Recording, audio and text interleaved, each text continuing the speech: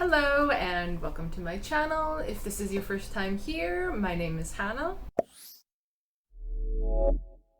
Today is August 31st and that means another monthly wrap up. I really probably should have split this into two because I do have a lot to cover today, but I'm going to try to be quicker than normal, hopefully. So without further ado, let's just jump right in. So this first book I actually did a reading vlog on, so if you'd like to hear a more in-depth view of my thoughts and a description of it, please check that out. And that is Circe by Madeline Miller. This is an unofficial sequel to her first book, Son of Achilles, as that one is based on the Iliad, if I'm remembering correctly, and this one is based on the Odyssey. This came out in 2018, and unfortunately I only gave this 3 stars. So part of why I didn't like this near as much as Son of Achilles is on me, because I really thought this was going to be a sapphic story, but that is 100% not the case. Circe is supposed to be in exile on an island, but she gets a lot of visitors for someone that's supposed to not really see or interact with anyone, and a majority of the story is just kind of the little events and conversations from people coming to her island, interacting with her. And then it kind of goes into more about being about Odysseus and his family, which was kind of weird. Based on the description, I really thought we'd see more of Circe's witchcraft and her kind of honing in on that, but there isn't too much of it. I really wish it went more into depth with that, but it's pretty much based around the god shenanigans and Odysseus, his family, and kind of how Circe plays into all of that, and her kind of figuring out who she wants to be as a god. A lot of people really enjoy this book, but for me it just kind of felt a little dull, but I think that's because my expectations were so different from what the story actually was. Next we have There's Someone Inside Your House by Stephanie Perkins. This is YA horror and mystery. It came out in 2017 and I gave it 2 stars. I just found out last week, I think it was, that this is actually going to be a movie on Netflix, and they're also going to change a lot of the story, which has the author's approval, so even she kind of acknowledges some of the things that aren't that great about this book. The first chapter actually starts out very promising. It starts out with the first murder, and we kind of get to see how the killer kind of toys with the victims and messes with their minds a bit and everything, and so it's kind of like, oh, this is going to be really psychological and interesting. But then from that first chapter, it just goes into being this teen romance between the 2 MCs, and most of the story, honestly, is just them trying to find a quiet place to bang, so it wasn't exactly what I was expecting, and I really wasn't expecting it to just focus so much on this romance and on these 2 characters and the relationship, but it pretty much got to where the murders was kind of on the back burner, and I didn't really feel like it all came together as one genre until the last 50 pages, so that ended up being more of a disappointment. And because of that, the whole book just feels very unsatisfying, since it doesn't seem like it could really pick a genre it wanted to be, and was just combining aspects of romance and horror that didn't work together. So I will be interested to see if I end up liking the movie better, especially with the changes they make. Next we have what is actually my most anticipated read of the year, and that is All's Well by Mona Awad. This just came out earlier this month, actually, on August 3rd. This is horror, magical realism, contemporary. It has kind of all the labels. And this is a new favorite of mine. I gave it 5 stars.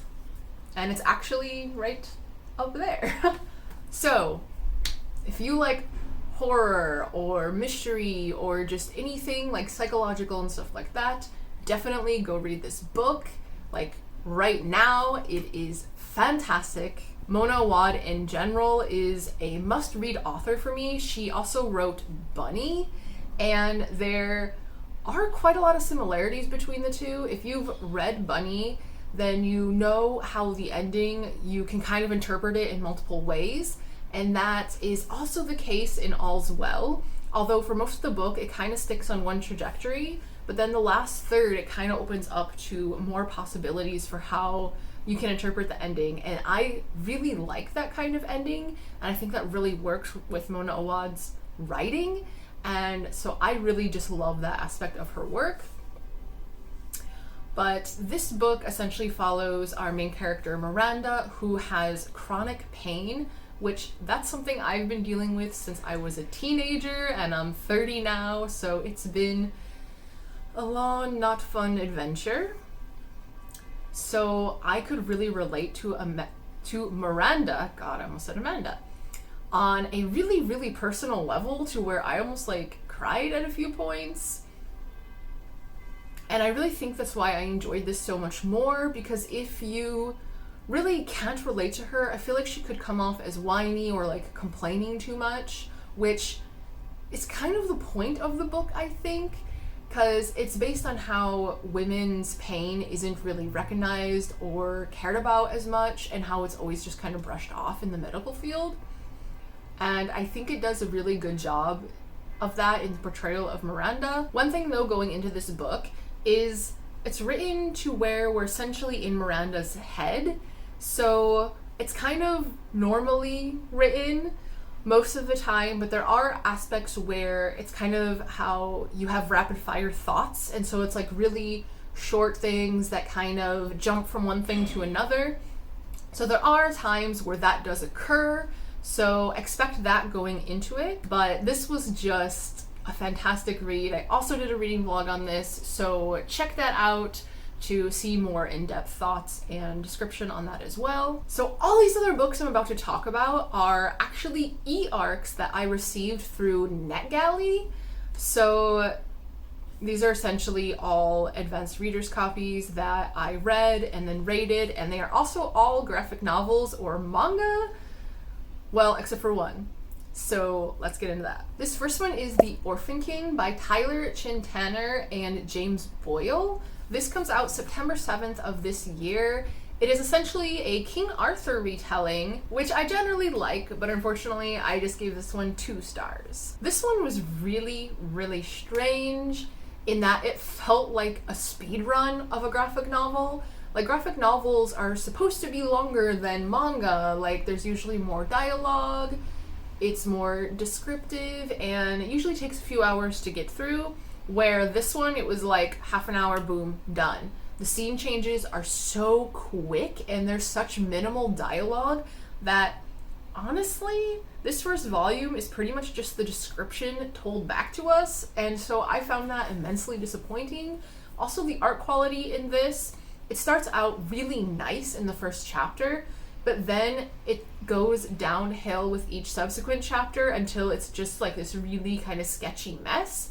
And I thought that was a bit surprising, and I wasn't exactly a fan of that either. Next is a manga called In the Clear Moonlit Dusk by Mika Yamamori. This is a YA romance that actually came out in December 2020, so I'm not sure if there was like a Japanese release and then an English release, and that's why I just had an e-arc now. But I gave this 3.5 stars. So this one really gives off Ouran High School Host Club vibes, as well as Fruits Basket. But especially Ouran in the fact that one of our MCs is a young woman and she identifies as such, but she is often mistaken for a guy, and that has kind of messed with her mind a bit. But the romance aspect of this is that there's this popular guy in school and he kind of runs into her, and at first he does think she's a guy, but he focuses on how gorgeous she is, like right from the get-go. And so when he finds out that she is indeed a girl, that's when he's just really interested and smitten with her. But in the high school, they're both called princes, which is why it really reminded me of Fruits Basket. The character design in this is really gorgeous. Like, I could just stare at the pages forever. Like, it's just so beautifully drawn. The story, however, is pretty familiar. It has a lot of the usual like high school tropes you would see in a manga like this, so it doesn't exactly do anything new so far. And also, the one major issue I have with this is that the male MC, he is kind of problematic and uncomfortable, and that he really doesn't respect the other characters' boundaries at all. and they use that to kind of further the plot in their relationship, but it's really done in a way where it's like, I'm gonna be in your personal space no matter what, and so it's kind of like, slow down there, dude, like that's too much. Next is another manga called The Summer of You by Nagisa Furuta. This is an LGBTQ plus romance. It was originally published in 2017 in the original Japanese, but it's just being published in English this year. And I gave this 5 stars, and it is a new favorite manga of mine. So from what I understand, this is just going to be 2 volumes, which the first one actually has a pretty complete story, so second volume, in my opinion, isn't even really needed, but I loved it, so I would definitely enjoy reading more about these characters. I also think the cover of this is just absolutely gorgeous. It's perfect for summer. The colors are very summery. It just gives off this really nice, like, laid back and relaxed feel. But essentially, this is about 2 teenage boys who kind of discover their love for each other through their shared love of movies. And I thought that was really interesting because I feel like movies and cinema aren't talked about a lot in manga. And so I thought that was really refreshing. This one felt a lot more realistic than normal mangas of this genre, as there were only kind of a few little scenes or tropes that you would normally see in this, and the rest just felt super like realistic, and I really appreciated that about the story, and it felt refreshing too in that aspect. And it was just really cute. I loved it. The characters were very honest about their feelings, and they just respected each other so much that this just came off as a really wholesome manga. So if you are into this genre at all, I would highly recommend it. The last manga I'm going to talk about is The Decagon House Murders by Yukito Ayatsuji and Hiro Kiyohara. This is a horror / mystery. It came out this year, and this is another one that I gave 5 stars, and I definitely want to continue with, as this is right up my alley. But this one is based on a book by the same name and the same author, so I thought that was great that the author is involved with both projects. This has very, very strong Danganronpa vibes, which if you've ever played that game, like, you instantly know what I'm talking about. It is a whodunit where the characters, the only way they're going to survive is if they figure out who is doing the murdering, and I just love that. This one starts out where it's a group of people that are kind of in this like literature type club. They're going to this island where this house had burned down and the family had been murdered and stuff, so it's also like an isolation story. But one thing that I really liked is that we're not just seeing the points of view of the people on the island, there's also people on the mainland that are being pulled into the story, and so we're seeing aspects of the mystery kind of be uncovered from different points of view and different characters. So we're kind of learning things from both sides, where one side might know stuff that the other one doesn't, and I just love that and find that so interesting. This one is heavily dialogue based, so don't expect a lot of action, but the art is done very well. It's highly detailed, there's a lot of shading and everything, so it's gorgeous, but prepare for the dialogue. And the cliffhanger it ends on is absolutely perfect. Like 10 out of 10. I want to continue this series for sure. The last graphic novel I'm going to talk about is 80 Days by A.C. Esquera. This is a historical fiction / LGBTQ plus graphic novel. It came out this year, and I gave this one 2.5 stars. So this is one where the art is actually one of the aspects of it I wasn't exactly fond of, and I feel like that doesn't really happen often with me. So this volume is divided into 4 books, and the first one is done in like a journal format. So we're seeing the thoughts of the main character Jay and his kind of like flight journal, as this graphic novel is mainly about these pilots from this company called Avo, and like there's a resistance and everything, but it was actually really confusing to follow, and we jump like right in the middle of the story, and I feel like it's never explained why Avo is bad, like why they're the villain of the story, like why is there a resistance, like what exactly is happening, what are they doing to the people to where they want to rise up against this company. Like, it was never really explained, and so especially the beginning was very confusing because it's all of a sudden like, this character is a fugitive and this character is that, and I'm like, what? Why? Like, who are they? What'd they do? But that on top of the scene transitions being like super quick to where I really didn't understand like character motivations or anything, and also with the art style action scenes, it was done with like so much motion drawn in that I couldn't tell what I was looking at, and so then I'd have to rely on the dialogue after to know what was happening in the art. And all of that on top of each other just made for a really confusing story, which the fourth book I thought was the best.